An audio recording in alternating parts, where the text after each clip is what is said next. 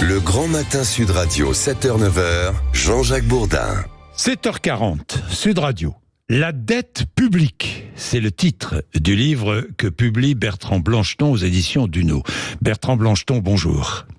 Bonjour Monsieur Bourdin. Merci d'être avec nous. Vous êtes professeur de sciences économiques à Bordeaux. Bertrand Blancheton, hier soir, le Premier ministre Michel Barnier nous a dit que les plus riches devaient prendre part à l'effort de solidarité. La situation budgétaire est sérieuse. Ça veut dire quoi, selon vous? Les plus riches doivent reprendre part à l'effort de solidarité. Plus d'impôts payés par les plus riches, mais qui sont les plus riches? Alors d'abord, effectivement, il y a une dimension politique dans l'analyse que le Premier ministre a faite. La situation est grave, il faut faire un ajustement budgétaire. Oui. Et on ne peut pas imaginer une solution globale sans regarder du côté d'une hausse des impôts. Alors, qui sont les plus riches dans notre pays? Ce qu'on appelle les très hauts revenus. Quand on lit effectivement les rapports de l'INSEE, ça apparaît entre guillemets, mais c'est les 1% des Français qui ont les revenus les plus élevés. Alors, ça commence effectivement au-delà de 120 000 euros annuels, c'est-à-dire à peu près 10 000 euros par mois. Oui. Ça, c'est ce qu'on va appeler le C99, les 1% qui gagnent le plus. Voilà. Donc cela pourrait être mis à contribution. Peut-être, nous verrons bien. Mais il y a 1000 façons de mettre à contribution les plus riches ou les très riches.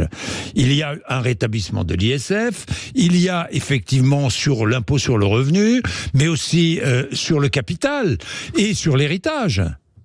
Absolument. Il y a, dans la terminologie qu'a employée Michel Barnier, c'est vrai que quand on parle de fortune, on parle de patrimoine.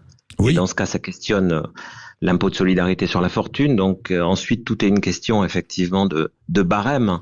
À partir de quel niveau de patrimoine on taxe et qu'est-ce qu'on met dans ce patrimoine. Et ensuite, pour revenir sur les revenus, c'est vrai que c'est quand même intéressant de voir aujourd'hui à quel niveau ils sont imposés.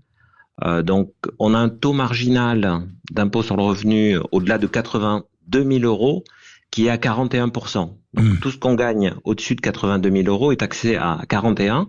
Oui. Et ensuite, il passe à 45% au-delà de 177 000 euros. Oui. Donc, c'est sans doute là qu'il y a des marges de manœuvre, parce que quand on regarde la situation des inégalités en France, et c'est vrai qu'on parle beaucoup d'équité sociale, etc. Alors, globalement, dans notre pays, contrairement à ce qu'on dit, depuis 40 ans, les inégalités de revenus sont restées à peu près stables. Oui. Les économistes, on mesure ça avec ce qu'on appelle un indice de Gini, qui est toujours resté à 0,29, autour de 0,29. Donc les inégalités sont stables depuis 40 ans. Absolument. Par contre, effectivement, la part de ce 1% qui gagne le plus, elle a augmenté. Donc c'est là-dessus que ça se concentre. Donc quand on lit notamment les travaux de Piketty, qui peuvent faire référence là-dessus. Donc effectivement, c'est peut-être là que le gouvernement a des marges dans un reparamétrage de ce taux marginal au-delà des 82 000, donc le 41%, le 45%. Peut-être qu'ils vont décider d'aller au-delà. Bon, ça c'est le volet recettes, hein.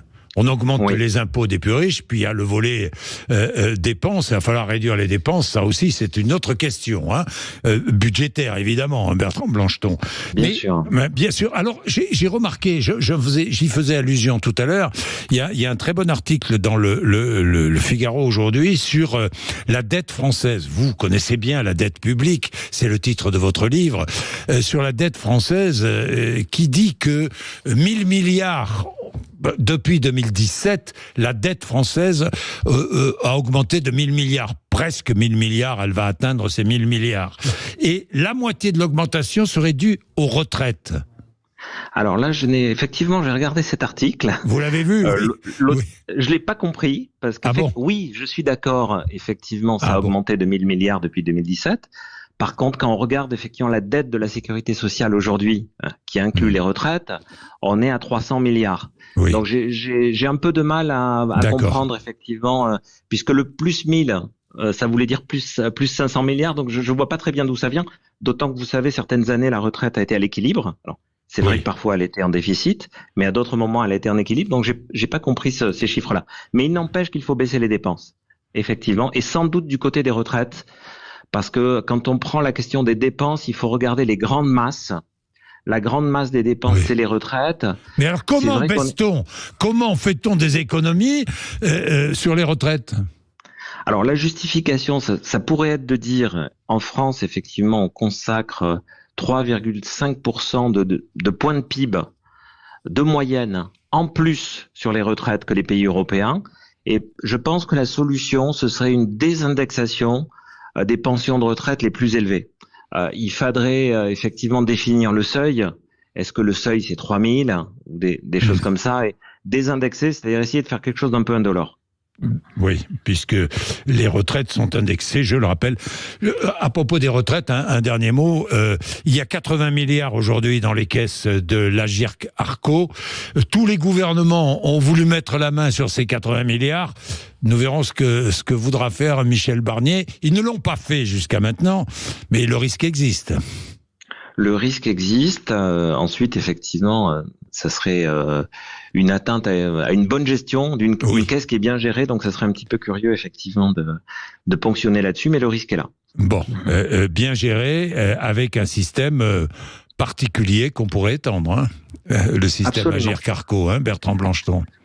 Tout à fait. Alors ça questionne effectivement un petit peu plus un choix de système, c'est-à-dire la répartition, retraite complémentaire, capitalisation. Mais effectivement, c'est un autre sujet.